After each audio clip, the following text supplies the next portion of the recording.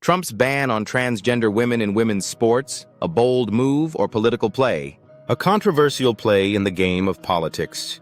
Imagine training your whole life to compete in a sport you love, only to be told you can't play because of your gender identity.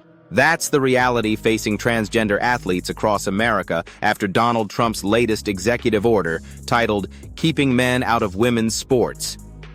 At the center of this debate is a question dividing the nation. Should transgender women be allowed to compete in women's sports? Trump and his supporters argue that banning them is about protecting fairness for female athletes, while critics say it's a political stunt targeting an already marginalized group. So what does this new order actually mean? How will it affect sports, schools, and even global competitions like the Olympics? And most importantly, what does the science say? Let's break it all down. But before we dive in, do you think transgender women should be allowed in women's sports? Drop your thoughts in the comments. Don't forget to like, share, and subscribe to stay informed on hot-button issues like this one. Trump's executive order, what it actually does. Is this a win for fairness in sports or an attack on transgender rights? Trump's executive order does two major things. Bars transgender women from competing in women's sports at schools that receive federal funding by enforcing Title IX. Pressures major sporting organizations, including the NCAA and the Olympic Committee, to ban transgender women from competing against cisgender women.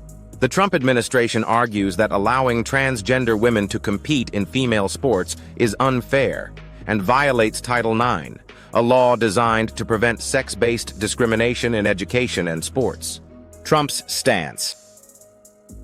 With this executive order, the war on women's sports is over, Trump declared during the signing ceremony, surrounded by female athletes. But here's the problem. Title IX has been interpreted differently by different administrations. The Biden administration ruled that banning transgender women is discrimination. Trump's order reverses that. And the consequences? Schools that don't comply risk losing federal funding. Sporting bodies could face political and financial pressure to change their policies. Even international athletes coming to the U.S. could be affected by new visa restrictions. But does this order actually solve anything? Or is it just political theater? Do transgender women have an unfair advantage? Is this about science or politics? One of the biggest arguments for Trump's ban is that transgender women have an unfair advantage due to biological differences. Supporters of the ban say, 1. Trans women, who were assigned male at birth, may have greater muscle mass, height, and bone density even after transitioning. 2. These advantages could give them a competitive edge over cisgender female athletes. But what does the science actually say? 1. A 2017 review in Sports Medicine found no clear evidence that transgender athletes dominate women's sports. 2.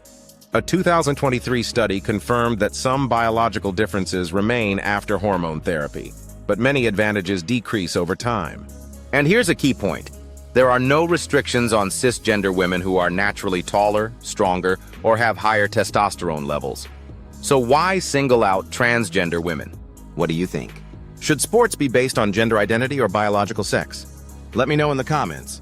The political battle over Title IX, Trump and Biden have taken completely opposite stances. So what happens next?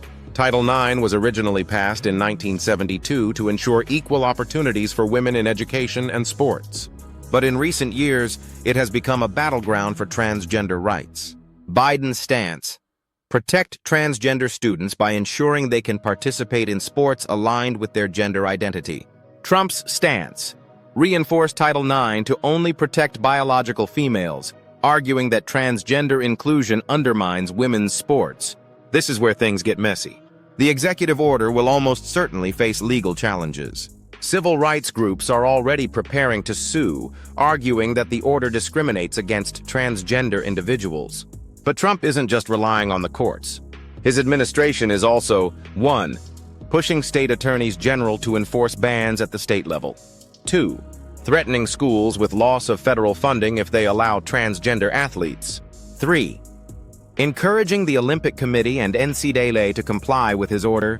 Can Trump actually control the Olympics? Not exactly. The International Olympic Committee isn't bound by U.S. law, and the NCAA has its own policies. But Trump's goal is to apply public pressure until they cave. Is this really about sports or something bigger? Why is Trump making this a top issue in his 2024 campaign? If you've been following Trump's political moves, you'll notice something. He's making transgender issues a centerpiece of his campaign. Why? Fundraising. Many conservative voters see this as a culture war issue, and Trump is cashing in. Political advertising. His team has spent millions on TV ads attacking transgender rights. Election strategy. By pushing this issue, he's rallying his base and distracting from other controversies. But here's the twist. Despite all the noise, polls show that most Americans don't consider transgender athletes a top issue. According to NCAA data, fewer than 10 transgender athletes compete at the college level. So, is this order really about protecting women's sports, or just a political move to energize Trump's supporters? What happens next? The future of transgender athletes. Is this the beginning of a nationwide crackdown on transgender rights? Trump's executive order is just the start.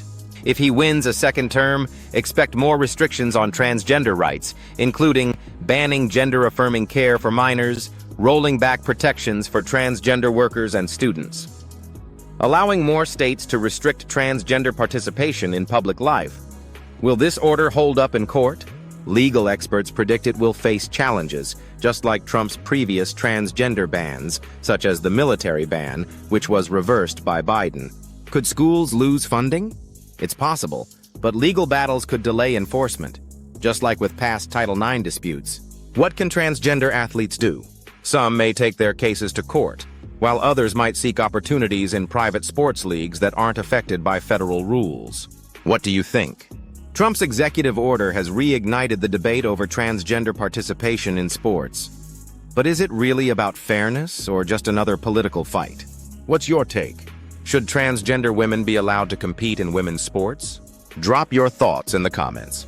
Let's get this conversation going. Don't forget to like, share, and subscribe for more deep dives into today's most controversial issues. Turn on notifications so you don't miss the next big update. Whether you agree or disagree, one thing is clear. This debate isn't going away anytime soon. Stay tuned for more coverage.